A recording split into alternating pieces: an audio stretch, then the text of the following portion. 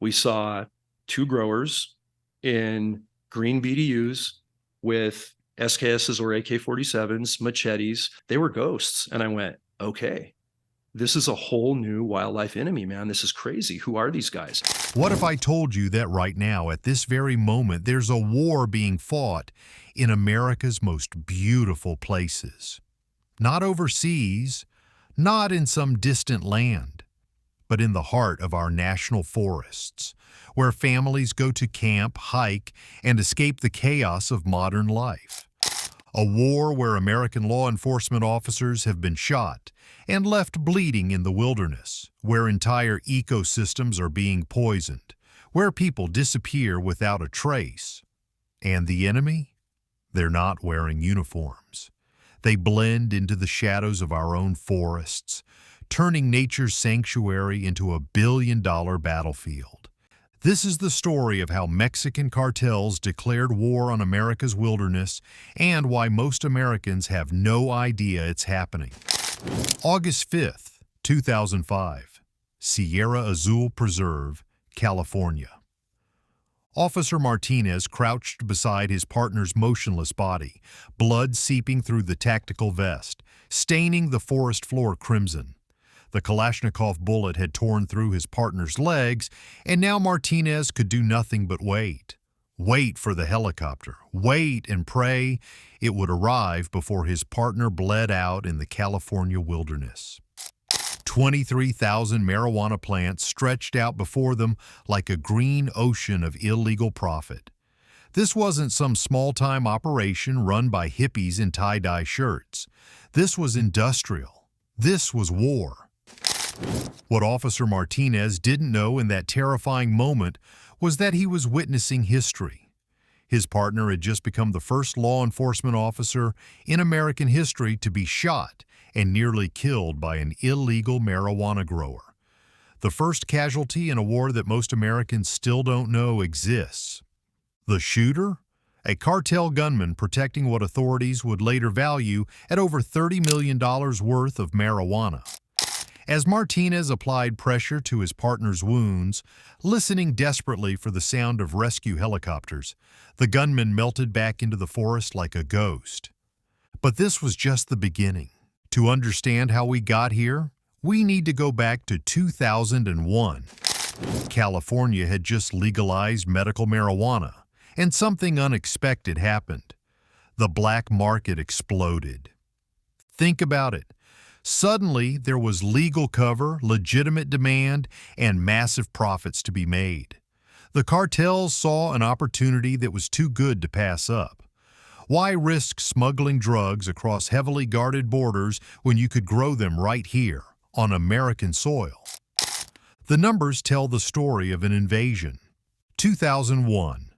California seized a few 100,000 plants. 2010, 7.4 million plants seized. 2017, between 3,000 and 4,000 hidden plantations controlled by Mexican cartels. But here's what's truly chilling. These weren't mom-and-pop operations. The Sinaloa cartel and CJNG, the same organizations terrorizing Mexico, had set up shop in America's backyard. They hired up to 10,000 people. Armed guards, military-grade weapons, tactical operations that would make Navy SEALs take notice. They chose their battleground carefully, the Emerald Triangle, Trinity, Mendocino, and Humboldt counties. A mountainous, densely forested region where a helicopter could fly overhead and see nothing but trees. The perfect camouflage for a billion-dollar criminal empire. Kern County, California. 4:47 a.m. Agent Sarah Chin checked her rifle one last time. Around her, 20 other agents moved like shadows in the pre-dawn darkness. Bulletproof vests, night vision, tactical gear that looked more suited for Afghanistan than the American wilderness. Whispered radio chatter. Move quietly. No sudden movements. Weapons hot. Nobody knew what awaited them in that canyon. Drug dealers with assault rifles, exhausted workers sleeping on torn mattresses, or an empty campsite, the growers already vanished like smoke. The team fanned out across the slopes. 2 agents with thermal imaging took positions on the ridge. The rest waited in the sumac thicket, hearts pounding, waiting for the signal. This wasn't just a drug bust. This was a military operation on American soil. Then the shepherd dog started barking. Furiously, "Movement! Hands up! Hands up!" And just like that, another battle in America's hidden war had begun. But the bullets and the raids, that's just the surface. The real horror story is what these cartels are doing to the land itself. Imagine the most toxic banned pesticides you can think of. Carbofuran, banned in the US, Europe, and Canada because it's so deadly that a quarter teaspoon can kill a 286-pound black bear. Now imagine it being poured into America's pristine forests by the gallon. Dr. Elena Rodriguez, a wildlife biologist, still remembers the day she found them. A fox and a vulture lying just feet apart. The fox had eaten poison bait. The vulture had eaten the fox. Both dead. Both victims of a poison so toxic it kills flies that land on rotting meat. It's like a domino effect of death, Dr. Rodriguez explains, her voice heavy with emotion. First the small animals, then the predators, then the scavengers. The entire food chain becomes a death trap. The numbers are staggering: 450 tons of toxic waste removed from just 800 raids, 282 miles of illegal irrigation lines, 793 makeshift dams stealing water during California's worst drought.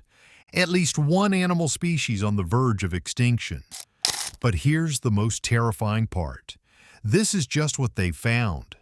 The Forest Service estimates that for every plantation they discover, dozens more remain hidden in the wilderness.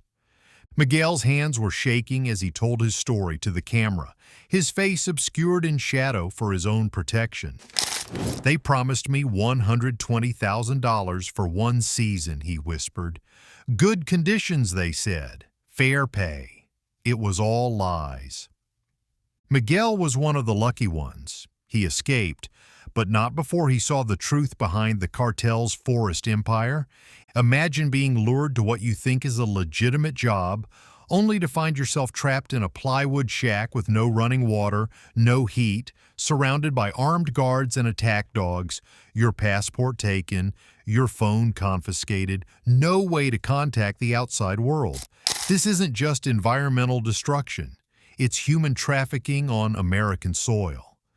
Miguel watched coworkers die from carbon monoxide poisoning in unvented trailers. He saw men who asked for their promised wages shot at and forced to flee into the forest. And the ones who didn't make it out? Trinity County's district attorney puts it bluntly.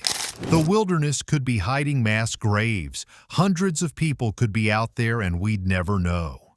When Miguel finally demanded his promised $120,000, they opened fire on him.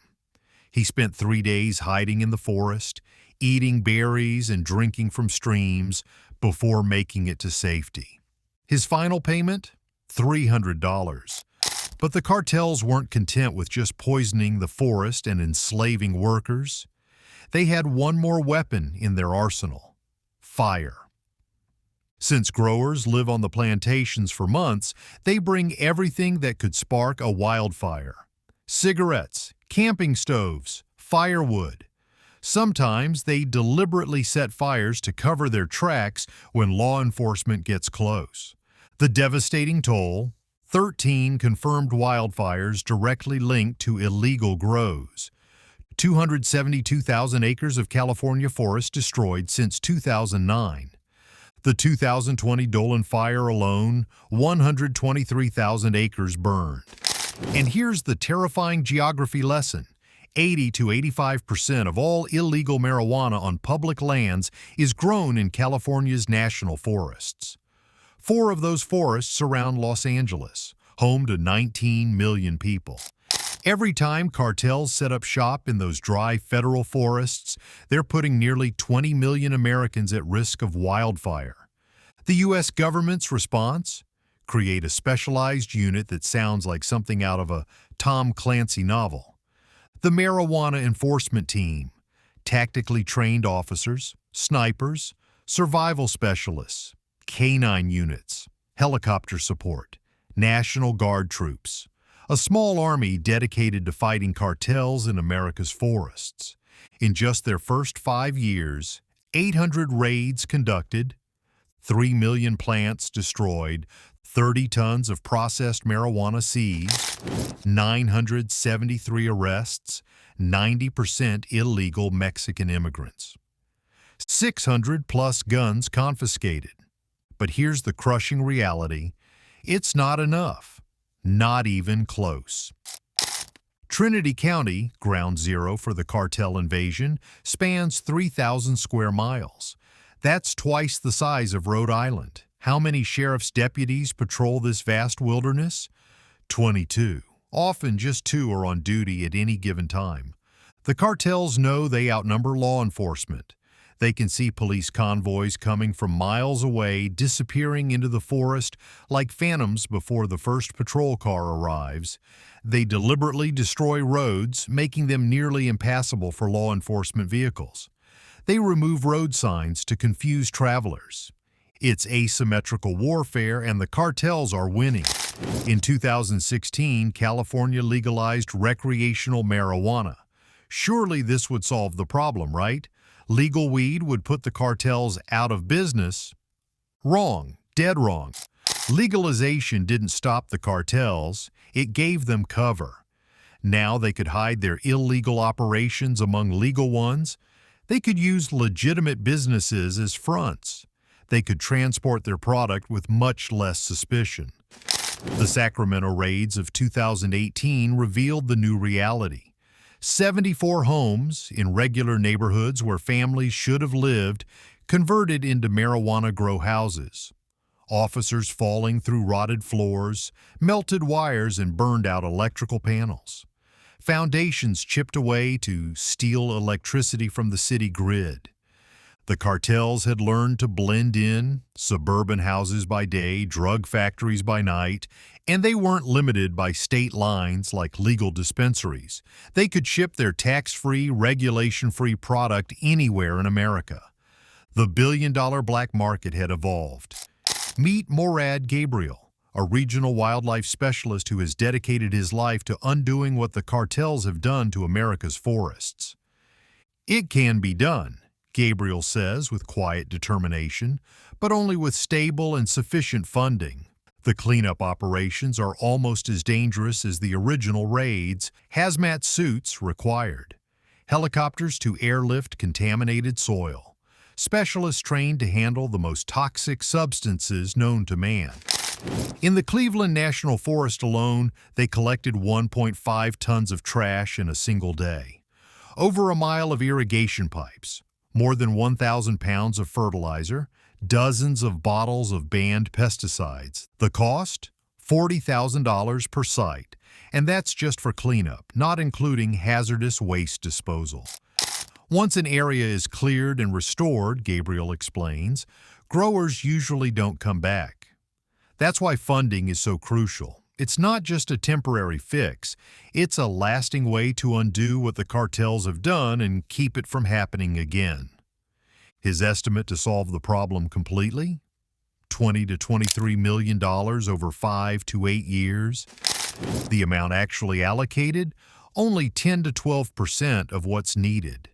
The story of America's forest war has slowly begun to reach the public, and the reaction has been one of shock and disbelief. I had no idea this was happening in our national parks, posted Sarah M. from Denver.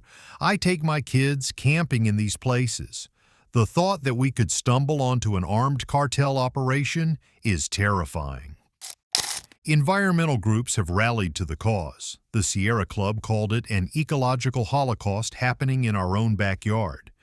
The National Wildlife Federation labeled it the greatest environmental threat to our public lands in generations. But perhaps the most powerful reaction came from Maria Santos, a mother from Los Angeles. My family goes hiking in Angeles National Forest every weekend. Now I'm supposed to worry about my children being shot by drug dealers or poisoned by chemicals? This isn't Mexico. This is supposed to be America. Veterans groups have begun demanding action, pointing out the bitter irony. Soldiers return from overseas deployments only to find that the forests they grew up in have become war zones. "We fought cartels in Afghanistan and Iraq," said Marine veteran Tom Rodriguez. "Now we come home and find they're in our national forests. Where does it end?" As of September 2024, the war continues. A two-day operation in Sacramento County seized 36,000 plants from 10 cartel-controlled sites.